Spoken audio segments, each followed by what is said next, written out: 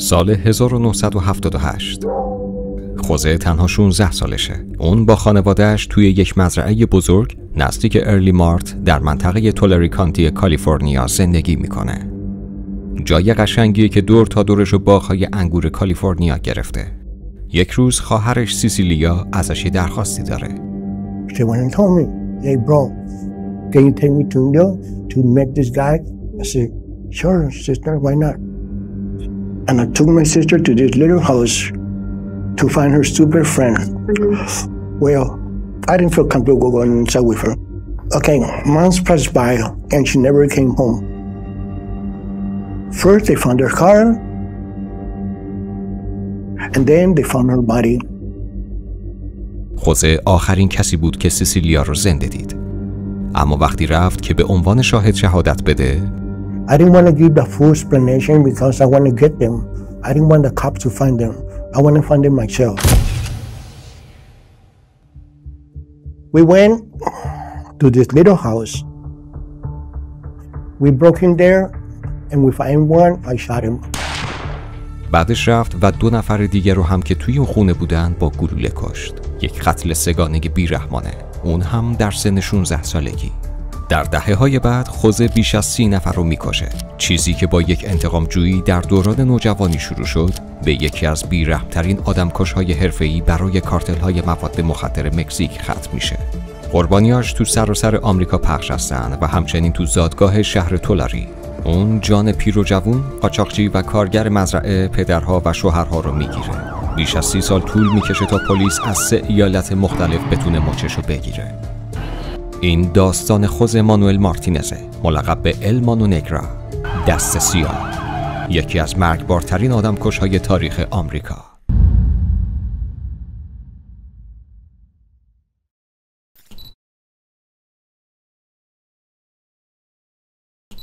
You know, before I ever met him, I talked to a lot of police officers, you know, homicide detectives, murder detectives who had dealt with him. And they all said the same thing, which is when you meet him, he is the most charming person you will ever meet. این خانم جسیکا گریسونه، یک روزنامه‌نگار و نویسنده. اون تو سال 2017 برای انجام تحقیقات و نوشتن کتابش به اسم محصول شیطان با خوزه تو زندان ملاقات کرد. The perspective of his family was that he was the person in the family who always took care of them. If you were in the hospital, he was the person that would come visit you. If the hospital wouldn't let you in, he was the person that would find a way to like hoist children up to the window so they could wave at you. I think he was not a person who anyone who just first met him ever suspected of being a multiple murderer. سوال اینه، چطور یه مرد خانواده دوست و معذب تبدیل به یک قاتل کشدار جمعی شد؟ مارتینز تو سال 1962 در فرزنو کالیفرنیا به دنیا آمد. شهروند آمریکاست، اما تا 11 سالگیشو توی مکزیک میگذرونه. بعد با خانواده‌اش به مزرعه‌ای نزدیک ارلی مارت نقل مکان میکنه.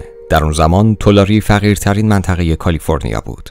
ناپدریش برای صنعت شرابسازی کارگر جور میکرد و به عنوان کار جانبی مواد مخدرم میفروخت. تو 14 سالگی مارتینزو برای اولین سفر قاچاق مواد با اتوبوس میفرستن. بعدها از ماشین خودش واسه یه قاچاق مواد مخدر استفاده میکنه. مارتینز به عنوان یک نوجوان 2 زبانه متولد آمریکا به راحتی میتونست از رادار مقامات دور بمونه. در سال 1977 پلیس به مزرعه خانواده‌اش حمله میکنه. اونا 2.5 میلیون دلار هروئین و کلی اسلحه کشف و ضبط میکنن. بعدها در سال 1978 در حالی که ناپدریش توی بازداشت بود، خواهرش سیسیلیا به قتل میرسه. مارتینز میگفت تا قبل از اینکه خواهرش رو بکشن آدم خوبی بوده. از اون موقع به بعد مدام میگفت گوی متجاوزا و بچه‌بازا. آخرش هم تو سال 1979 همین کارو کرد. اولین قربانیش دیوید بدولا بود. یکی از دوستانش به مارتینز گفت که بدولا به خواهرش تجاوز کرده. مارتینز این کارو در ازای $500 انجام داد. اولین قتلش در ازای پول. در سال 1982 با مردی از یک کارتل مواد مخدر مکزیکی به احتمال زیاد سینالوا آشنا میشه. اون فقط بهش میگه آقای ایکس.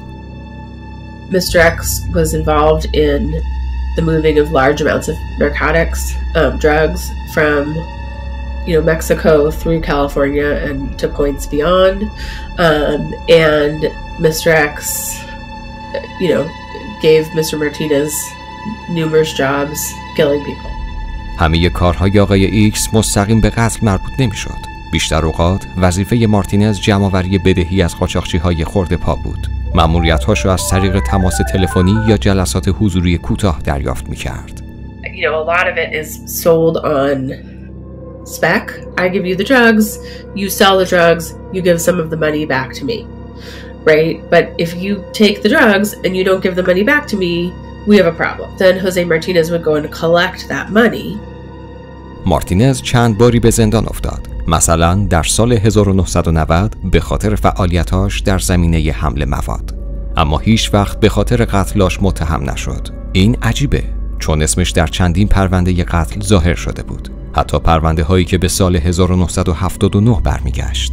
وقتی به گذشته نگاه میکنیم سخته بفهمیم چرا اون موقع هیچ کس این سر نخا رو به هم وصل نکرد.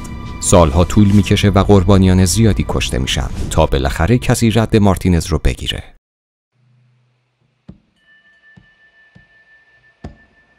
نوامبر 2006 مارتینز به فلوریدا پرواز میکنه تا به حساب یک جوان 20 ساله به اسم خاویر هوئرتا برسه.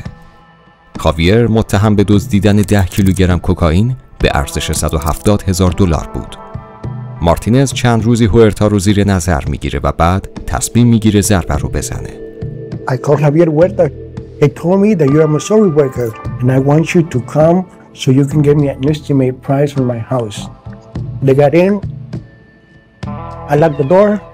When I turned out, I had my guns out. Motherfucker hit the floor and this single one I tell you. You stole 10 kilos from cocaine from me. If you don't get my money in 30 minutes, I'm gonna call my friend that is outside your house and he's gonna shoot your family. مارتینز پول رو پیدا میکنه. $150,000 توی باغچه هوئرتا دفن شده بود. به هوئرتا و همکارش هر کدوم 4 بار شلیک میکنه. دستاشونو با بسته کمربندی میبنده و جنازه هاشون رو توی وانت هوئرتا میذاره. ماشینو بر میداره و به سمت حومه یک پارک ملی میره. تو راه سیگاری روشن میکنه، شاید برای اینکه آروم بشه. بعد از انجام این کار مارتینز مستقیم به خونه دخترش در آلاباما پرواز میکنه. نوه‌اش جشن تولد داشت. میخواد از پولی که تازه به دست آورده استفاده کنه تا خوشحالش کنه. I got her. I took her to Toys R Us where a kid can be a kid. I told her, babe, because I love you with all my heart, me and you, we're gonna walk in the store and for 1 hour you can pick whatever you want, okay? در حالی که مارتینز داره برای نوه‌اش در فروشگاه تویز آر آس خرید میکنه، بازرس‌ها در فلوریدا وانت هوئرتا رو با 2 جسد پیدا میکنن. یک قوطی نوشابه مانتین دیو تو کنسول وسط ماشین پیدا میکنن که یه ته سیگار توش افتاده. ته سیگار رو به آزمایشگاه میفرستن تا رد دی ان ای رو بررسی کنن، اما آزمایش فوراً انجام نمیشه. احتمالاً ارزیابی این پرونده اولویت بالایی نداشت. هوئرتا کارگر ساختمانی بود و همکارهای زیادی با ماشینش رفت و آمد میکردن.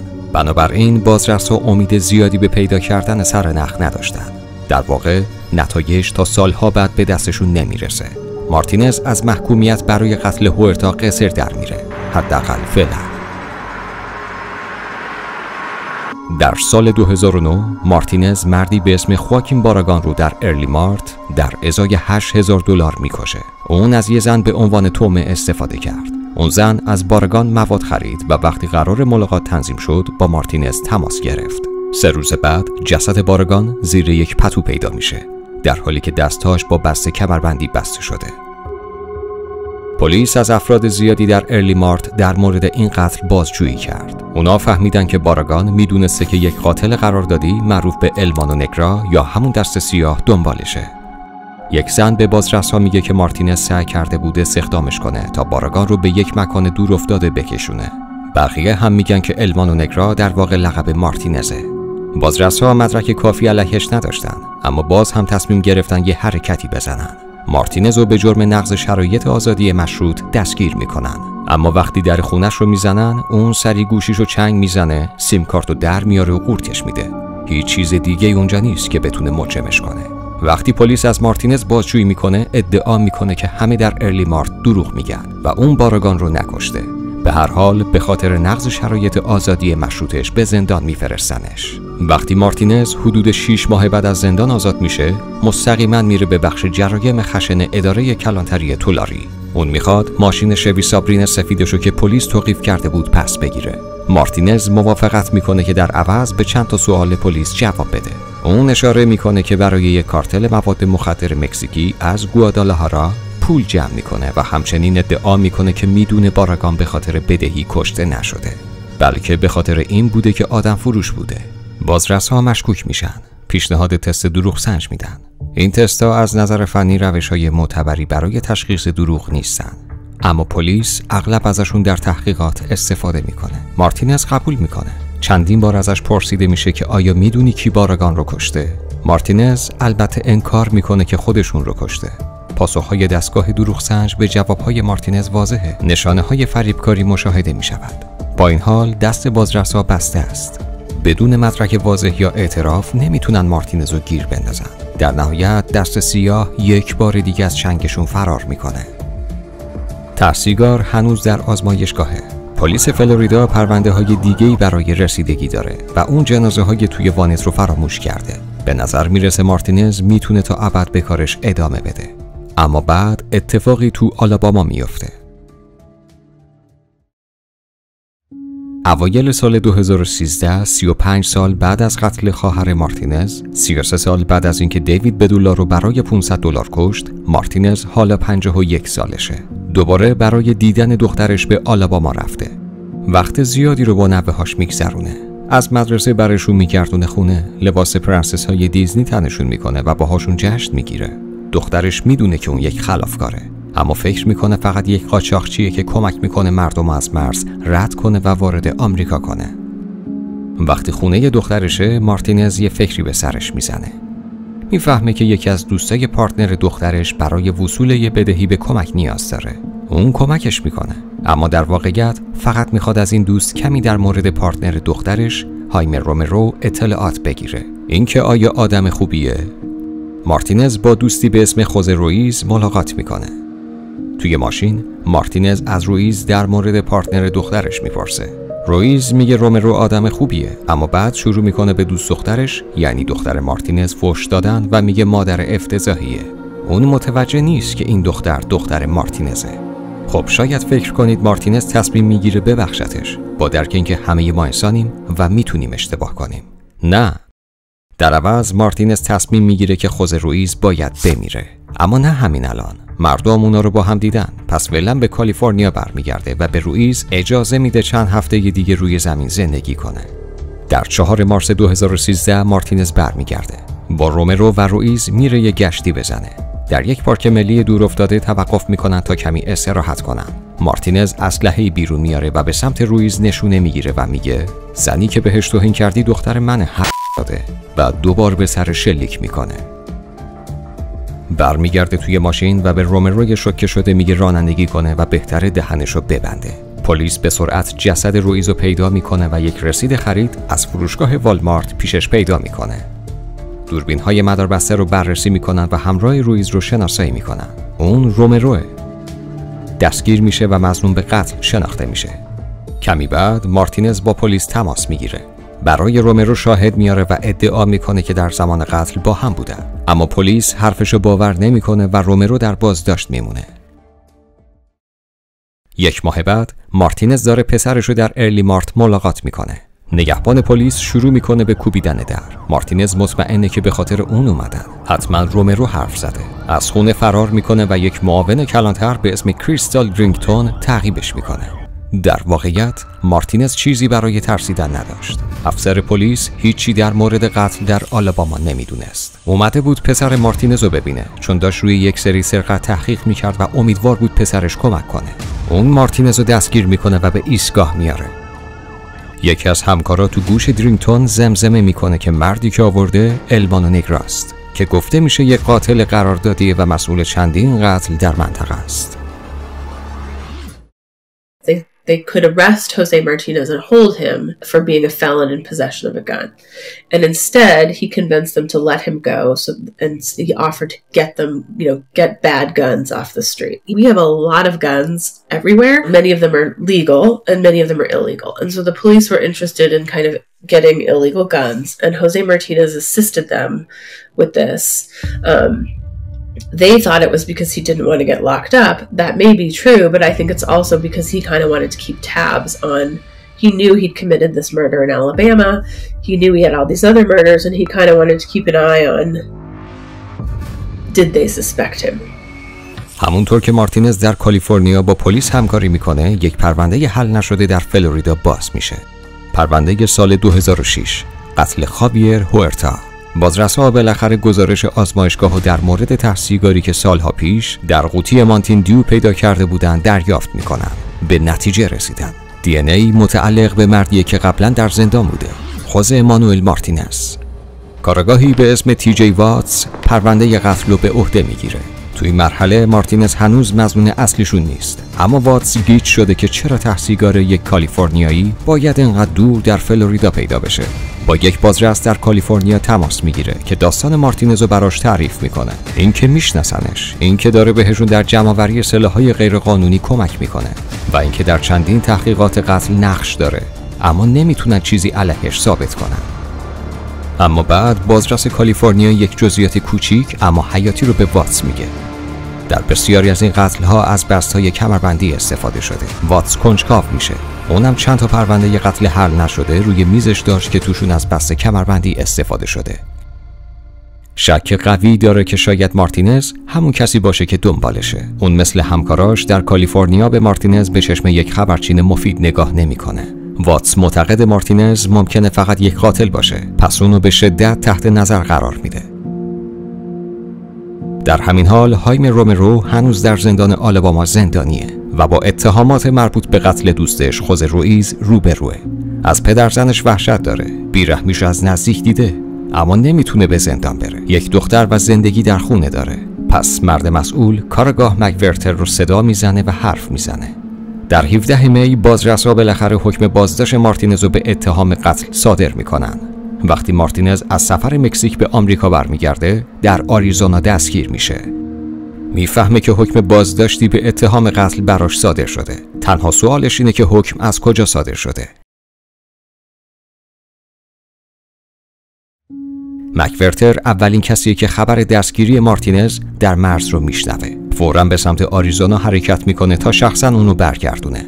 در راه بازگشت به آلاباما در مورد زندگی و دوران خدمت در ارتش صحبت میکنن و حتی در فرودگاه با هم پیتزا میخورن. مکورتر متعجبه که چقدر مارتینز به نظر بی تفاوته که به قتل متهم شده. وقتی به آلاباما میرسن، کارآگاه واتس به استقبالشون میاد. اونم سوار هواپیما شده بود تا از مارتینز بازجویی کنه. هیچ کدوم از کارآگاه‌ها انتظار ندارن مارتینز اعتراف کنه.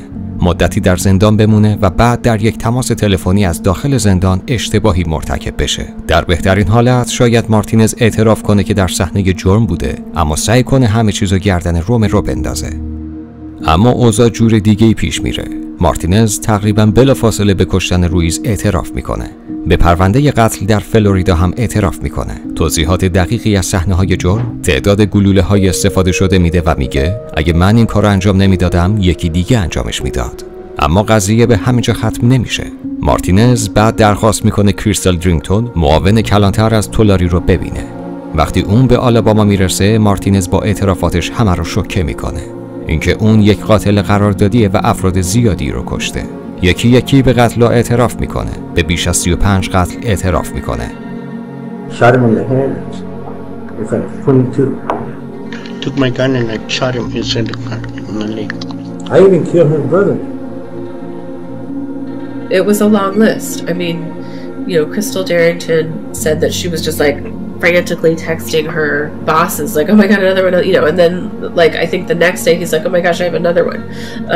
So it was a shocking list of murderers.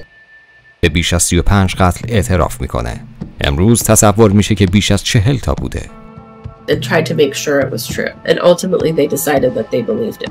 مارتینز برای اکثر قتل‌هاش، اما نه همشون، محاکمه میشه. بعضی از پرونده ها قابل حل نبودند. در اون زمان حتی با مجازات اعدام روبرو بود که به نظر نمی رسید نگرانش کنه.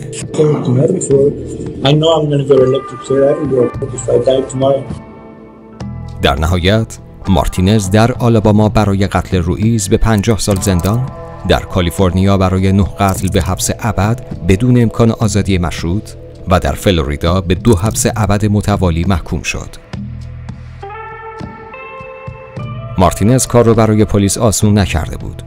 از قتلاش ردهای کمی به جا می‌ذاشت. اغلب شواهد محکمی وجود نداشت و به عنوان یک آدمکش حرفه‌ای معمولاً ارتباط مستقیمی بین اون و قربانیانش نبود. به خصوص در دهه‌های 80 و 90 پلیس کالیفرنیا با قتلای زیادی سر و کار داشت و منابع محدودی داشتن. اما دلیل دیگه‌ای هم وجود داره که چرا مارتینز تو این مدت طولانی دستگیر نشد. There are other people who would say, well, he didn't try that hard to get it, in part because the people that he was killing were not people that created these giant outcry. You know, I mean, he was generally killing people without very much power. And so I think that was sort of one of the heartbreaking things to me when I started working on this, is that I went and found some of the family members of some of his victims. And many of them said over and over, like, it seems like no one cared that our relative was killed. And so I think that to me was sort of the craziest and most heartbreaking part of this case.